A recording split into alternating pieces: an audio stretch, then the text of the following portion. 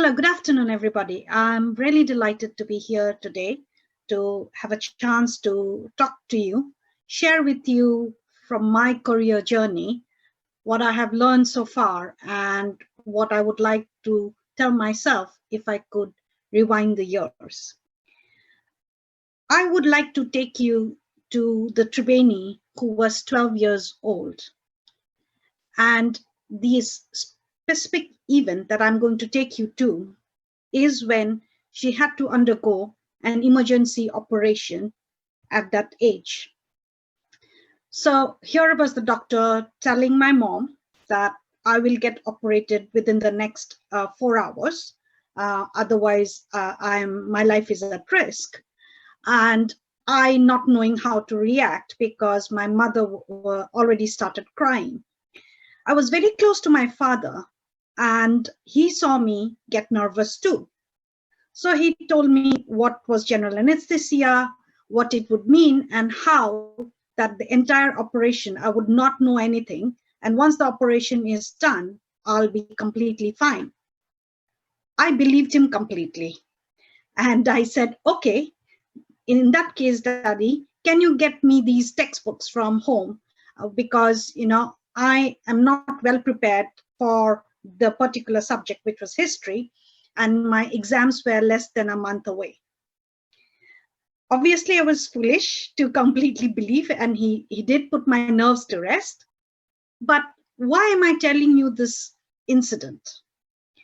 I'm telling you this incident to kind of show a characteristic that I had from that age, which has stood me well in my career. It's my perseverance and my commitment to what I hold valuable. And that same year, during the final exams, I again had major medical problems. And because of my academic standing, the head teacher said, I don't need to sit any of the exams and they will promote me to the next class. I did not accept that favor. To me, it was a favor. I wanted to sit the exams and get to the next class only on the basis of passing and clearing my exams. Now, I even fainted during one of the exams. And yet, I gave and I cleared and I actually stood first rank, got the first rank in my class. And again, I'm not sharing this to show off academically, but why I'm sharing this is to kind of share with you the quality that I had of resilience. And my resilience hasn't been tested more than it has been in the last 2 years. Now, when you will be pursuing your careers down the years, you might think that you do not have enough things with you, either from an academic standpoint or from the life skills or from the knowledge. And I've shared these two incidents with you only to make you realize that you already have many valuable characteristics and traits in you that will always stand by you and is there in your personality to help you in the career journey that you will undertake in the future.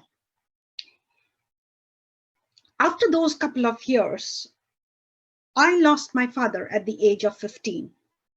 And for me, my father was my idol. I had dreamed together with him to be an engineer, just like he was. And once I experienced computers for the first time, I wanted to become a computer science engineer. So when I lost him to cancer at the age of 15, it was extremely difficult for me. I could not cope with the loss easily. I felt as if I've lost a part of me. And when I sat an exam, which I needed to get into a well-ranked engineering college in India, I did not get an engineering college of my choice the first time. I chose an alternative science degree and I started studying that. However, my heart could not accept my decision. I could not let myself feel comfortable with that, and I was not enjoying the subject. So I did want to resit my engineering entrance. And although my brother, my elder brother and my mother supported me with the decision, they wanted me to continue this degree in parallel. For me, that was going to be really tough. And the challenge was not because they were not supportive of my decision, but because of what others would say, and if I failed again to get into a good engineering college. I took my chances. I convinced them to let me save the time of not having to travel and not spend the whole day in the college for subjects that was not really interesting me. And they agreed.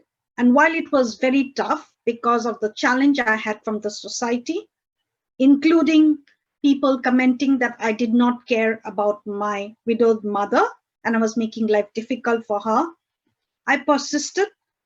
I got into an engineering college and I did my engineering. Now you would think life was set right. Let me share with you what happened then. I did engineering. I did not get computer science. I got into electronics and power engineering. And I did it with the intention of going for postgraduate studies so that I could get into computer science engineering or that field in software. While I was doing my engineering, my mother fell ill with Parkinson's disease. And because I was the youngest in a family of 3, with my brother and elder sister both being settled in life, I knew that I was her worry. And I knew that she was worried about my further education, my job, my being settled in life. So soon after I finished my engineering, I decided to go for a job and I gave up my plans of going for further studies. I managed to get into a software company and I did programming, which was in SAP and ABAP programming, and I loved it. And within 6 months of that job, I managed to get into the top 3 IT company in India called Wipro, which is present globally now. And I got the job not because of my engineering skills, but because of the programming skills that I developed within the 5 months in that role. And since then, I did programming for a few years, and then I moved into project management. And then I have moved on, I've done project management across different, areas of the business, technology as well. And then I came to the UK in 2005. And Winnie mentioned earlier on about taking opportunities. And this was a case where I had to take up a chance, where I had to leave behind my 1-year-old daughter and my husband back in India because of financial scenario. And I came with an opportunity that was only for 6 to 7 months, not knowing what might be then, when my husband might be able to join me, and when might I see my daughter again. Eventually, things worked out and they joined me after 6.5 months. And eventually we have settled here, and now it's been 16 years in the UK.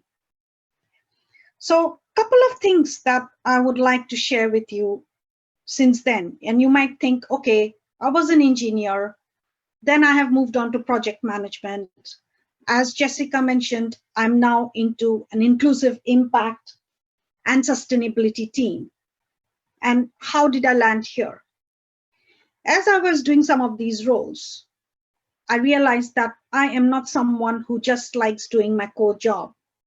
I've always been interested in doing more than my core job, whether it was about gender equality, as I've set up a couple of networks in different organizations in my career, or whether it was about social impact, where I've created workshops that I have delivered in schools along with my colleagues to help students understand the value or the careers in technology. And that has led me to this path. But one thing I also want to share with you is that I did go back to some of my dreams. I'm currently doing my executive MBA, which I went back to studying after 19 years of leaving college. And I am on the verge of, or in the last phase of that.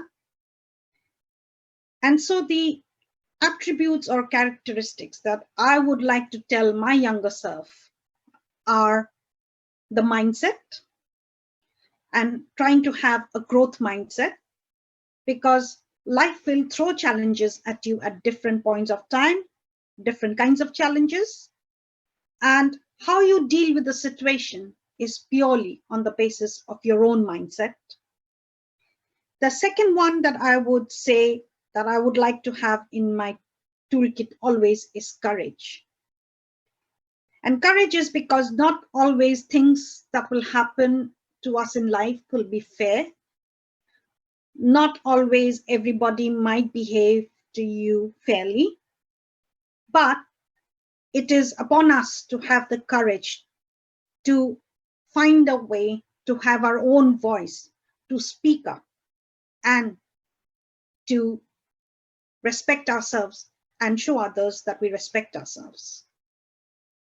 The third one that I would have really liked to know as I was growing up is about bias.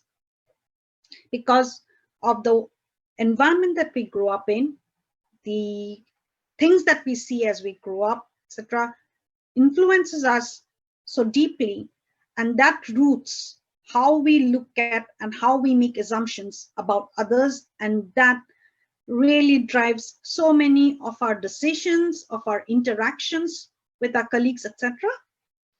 And that's the third thing I would have really liked to be aware of as early on in my life journey, not just career, in my life journey, if I could. So the reasons I am where I am and the things that I think I can take forward is curiosity, penchant for learning, and then automatically comes the transferable skills that you can. Careers will look very different to where we are today from the time or to the time you might. There are so many new avenues and careers that are coming up. It is how you are closely aligned to your own values, to knowing yourself. When you mentioned about strengths, that's really, really important. And basically how you utilize that to pursue the dream that you would like to. Because it might take you a couple of years for you to realize your vision if you are not going down the conventional route. But the only person that will stop you from getting to your dreams is yourself. Thank you.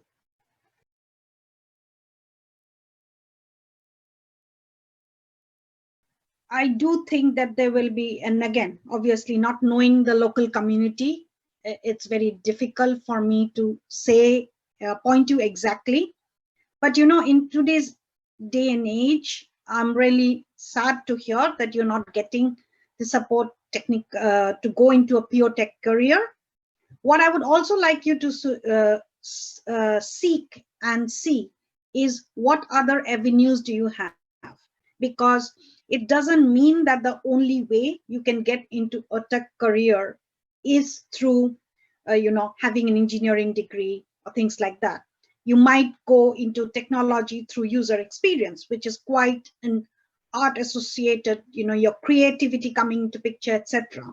So always look for the avenues where you have the support in terms of what you can do now, and it will open doors, because even within technology, we are encouraging diversity of thought, diversity of skill sets.